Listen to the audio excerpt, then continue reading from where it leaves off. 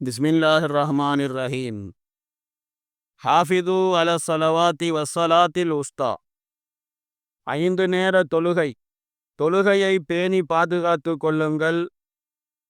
குறிப்பாக நடுத்தொழுகை ஸலாத்துல் உஸ்தாவையும் பேணி பாதுகாத்து கொள்ளுங்கள். வகூமு லில்லாஹி கானித்தீன். தொழுகையிலே அல்லாஹ்வுக்கு பணிந்தவர்களாக நில்லுங்கள் என்பதாக அல்லாஹ் தஆலா சொல்லி காட்டுகிறான்.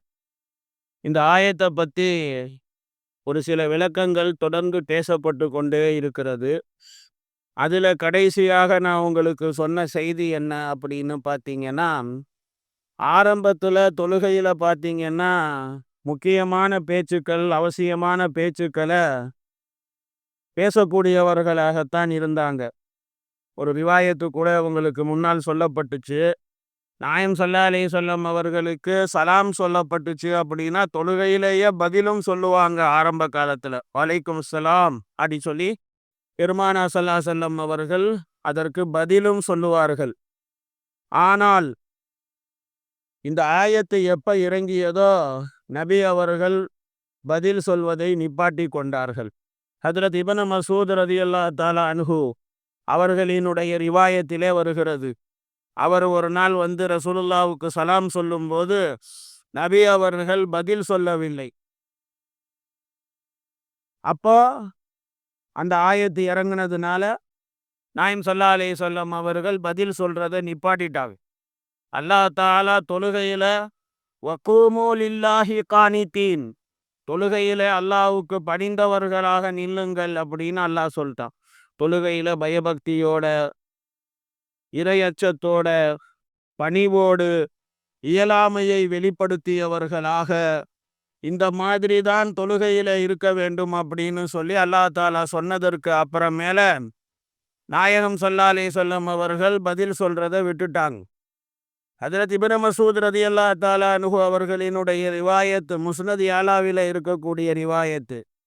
அந்த ரிவாயத்தில் இருக்கிறது, நபி அவங்க எப்போ பதில் சொல்லலையோ இப்னு மஸ்ஊத் ரலியல்லாஹு தஆலா அன்ஹு அவர்களுக்கு என்ன பயமாயிருச்சு அப்படின்னு சொன்னா, என் விஷயத்திலே அல்லாஹ் ஏதாவது வஹி இறக்கி விட்டானோ, அதனால நாயகம் ஸல்லல்லாஹு அலைஹி வஸல்லம் அவர்கள் என்னுடைய சலாமுக்கு பதில் சொல்லவில்லையோ அப்படின்னு சொல்லி அவருக்கு உள்ளத்துல ஒரு பயம். ஏன்னா வஹி இறங்கக்கூடிய காலம், அதனால அவருக்கு உள்ளத்திலே ஒரு வகையான பயம். அப்போ எப்போ தொழுகையை முடித்தார்களோ அப்போ தொழுகையை முடித்ததற்கு அப்புறமேல பெருமானார் ஸல்லல்லாஹு அலைஹி வஸல்லம் அவங்க சொன்னாங்க, வலைக்கஸ்ஸலாம் ஐயுஹல் முஸ்லிம் வரஹ்மத்துல்லாஹ் அப்படின்னு சொல்லி நாயம் ஸல்லல்லாஹு அலைஹி வஸல்லம் சொல்லிவிட்டு சொன்னாங்க, தொழுகையில நீங்கள் அமைதியாக தொழுவுங்கள். அல்லாஹ் தஆலா இருக்கிறானே, குர்ஆனிலே வசனத்தை அல்லாஹ் இறக்கி விட்டான். ஹாஃபிது அல ஸலவாத், தொழுகையை பேணி பாதுகாத்து கொள்ளுங்கள். வஸ்ஸலாத்தில் உஸ்தா, ஸலாத்துல் உஸ்தாவையும் பேணி பாதுகாத்து கொள்ளுங்கள். வகூமு லில்லாஹி கானித்தீன், அல்லாஹ்வுக்கு பணிந்தவர்களாக தொழுகையிலே நில்லுங்கள் அப்படின்னு சொல்லி அல்லாஹ் சொல்லிட்டான்.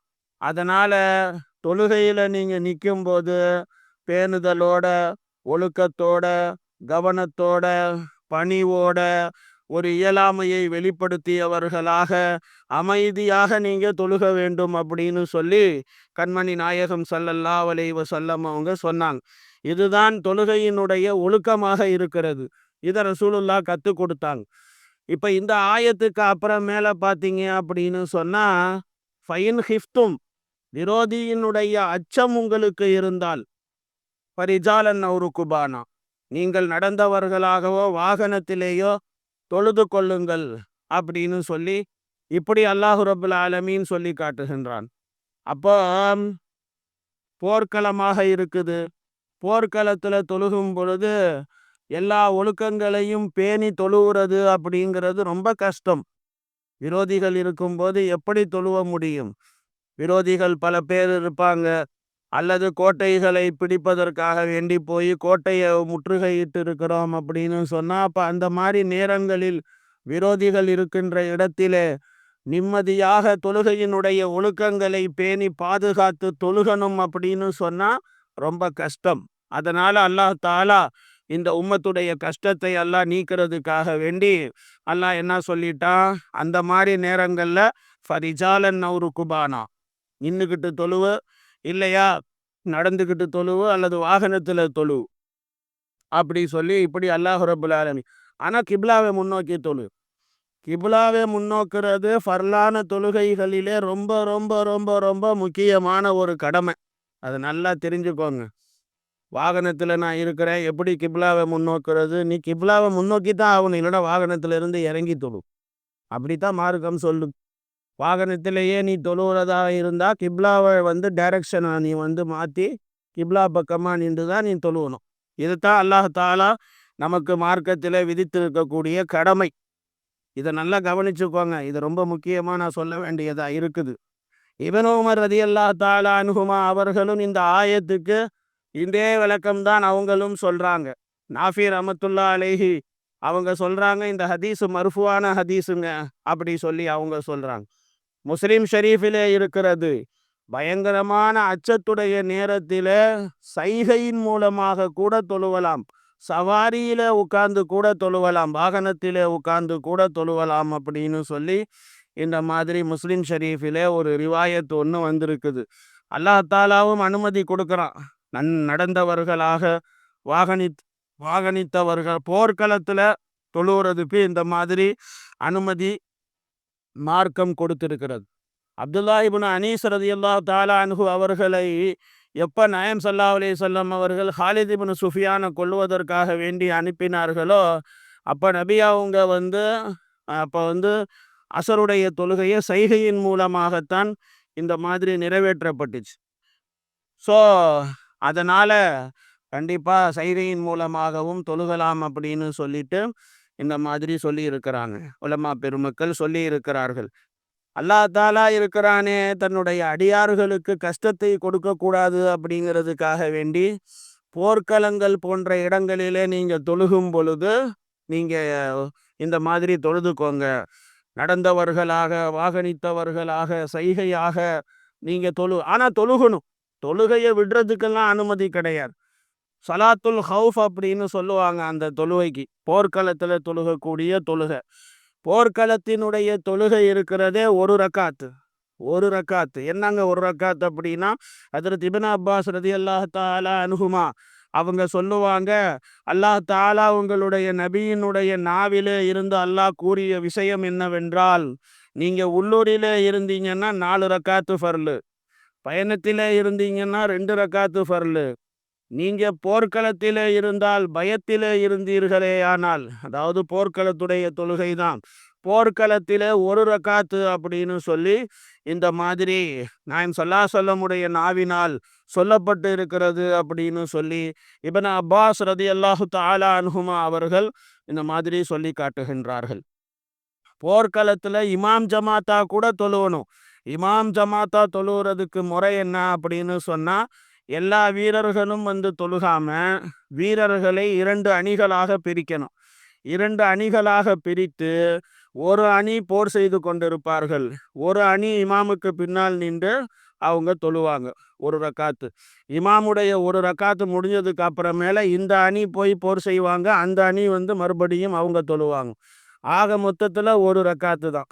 ஒரு ரக்காத்து பயத்துடைய நேரத்திலே தொழுகக்கூடிய தொழுகை இது. இப்னு அப்பாஸ் ரலியல்லாஹு தஆலா அன்ஹுமா அவங்க இந்த மாதிரி சொல்றாங்க. இதுக்கு சலாத்துல் ஹவுஃப் அப்படின்னு சொல்லுவாங்க. இமாம் அஹ்மத் ரஹ்மத்துல்லாஹி அலைஹி அவங்க சொல்றாங்க, இது எப்போ ஒரு ரக்காத்து தொழுகிறதுன்னு சொன்னா, எப்போ விரோதியினுடைய அச்சம் அளவு கடந்து இருக்குமோ அப்பத்தான் இது அப்படின்னு சொல்றான் இமாம் அஹ்மத் ரஹ்மத்துல்லாஹி அலைஹி. ஜாபிர் இப்னு அப்துல்லா ரலியல்லாஹு தஆலா அன்ஹுமா அவர்கள், இன்னும் நிறைய உலமா பெருமக்கள் சலாத்துல் ஹவுஃபை ஒரு ரக்காத்து தான் அப்படின்னு சொல்லி அவங்க சொல்றாங்க. இமாம் புகாரி ரஹ்மத்துல்லாஹி அலைஹி அவர்கள் தன்னுடைய சஹீஹுல் புகாரிங்கிற அந்த கிதாபுல ஒரு பாடத்தினுடைய தலைப்பையே கொண்டு வந்திருக்கிறாங்க. அதாவது கோட்டைகளை வெற்றி கொள்ளும் நேரத்தில், விரோதிகள் கூட்டத்திலே இருக்கும் நேரத்தில் தொழுகும் முறை அப்படின்னு சொல்லி அந்த தலைப்பு, அந்த பாடத்தினுடைய தலைப்பை போட்டு அதுல ஹதீஸுகளை கொண்டு வந்திருக்கிறான். அவுசாயி ரஹ்மத்துல்லாஹி அலைஹி அவங்க அவங்க என்ன சொல்றாங்க அப்படின்னா, அதாவது போர்க்களத்திலே வெற்றி உங்களுக்கு சமீபமாக இருக்கின்றது, தொழுவதற்கு சக்தியும் இல்லை அப்படின்னு சொன்னா, அப்ப அந்த நேரத்திலே சைகையாக தொழுது கொள்ளுங்கள் அப்படி சொல்றாங்க. இப்ப போர் நடந்துகிட்டு இருக்குது, தொழுக நேரம் முடிவதற்கு முன்னாலேயே போர் முடிந்துவிடும் அப்படிங்கிற நமக்கு மேக்சிமம் எண்ணம் இருக்குமேயானால், அப்போ தொழுகையை கொஞ்சம் பிற்படுத்தி தொழுவலாம். அவ்வல் வக்துல தொழுவாம ஆஹிர் வக்துல தொழுவலாம், கடைசி நேரத்துல. ஆனா பொதுவான சட்டம் என்ன அப்படின்னு சொன்னா, தொழுகையை எப்பயுமே அவ்வல் வக்துல தான் தொழுவணும், வக்துல தான் தொழுவணும். வக்துல ஏன் தொழுகணும் அப்படின்னு சொன்னா, நீங்க தாமதப்படுத்தினீங்கன்னா சைத்தான் இருக்கிறானே ஏமாத்திடுவான், சைத்தான் ஏமாத்திரும், அப்புறம் தொழுக கிடைக்காம கூட போயிடும். ஸோ அதனால் எப்பயுமே அவ்வல் வக்துல தொழுகிறது தான் சிறப்பு. ஆனால் இவங்க என்ன சொல்றாங்க அப்படின்னு பார்த்தீங்கன்னா, அவுசாயி ரஹ்மத்துல்லா அலைஹி அவர்கள், போர்க்களத்தில் போர் நடந்துகிட்டு இருக்குது, தொழுக நேரம் முடிகிறதுக்குள்ளார போர் முடிஞ்சிடும் அப்படின்னு சொன்னா, போர்க்களத்தில் தொழுவ வேண்டிய அவசியம் என்ன? போர் முடியட்டும், தொழுக நேரம் தான் இருக்கும்ல, அப்போ தொழுகையை அப்புறம் தொழுதுக்கோங்க. எப்போ நிம்மதி அடைந்து விடுவீர்களோ அப்போ 2 ரக்காத்து தொழுவணும். இல்லை போர்க்களத்திலேயே தொழுகணும் அப்படின்னு சொன்னால் 1 ரக்காத்து தொழுது கொள்ளணும். அதுதான் உள்ளூரில் 4 ரக்காத்து, பயணத்தில் 2 ரக்காத்து, போர்க்களத்தில் தொழுகிறதா இருந்துச்சுன்னா 1 ரக்காத்து. ஆனால் வெறுமனே தக்பீர் சொன்னால் போதும் அப்படிங்கிறது முட்டாள்தனம். அப்படி கிடையாது, அப்படி ஒரு தொழுகை கிடையாது.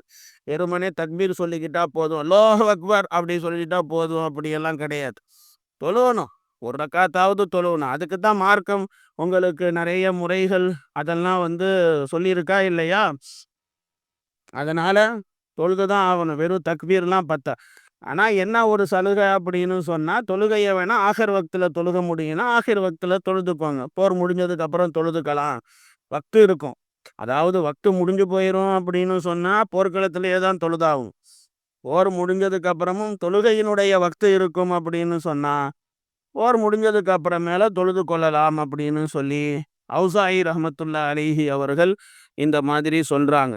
இன்னும் அந்த தொழுகையை பற்றி ஒரு சில விளக்கங்கள் சொல்லணும், இன்ஷா அல்லாஹ் நாளைக்கு பார்ப்போம். சுப்ஹானல்லாஹி வ பிஹம்திஹி.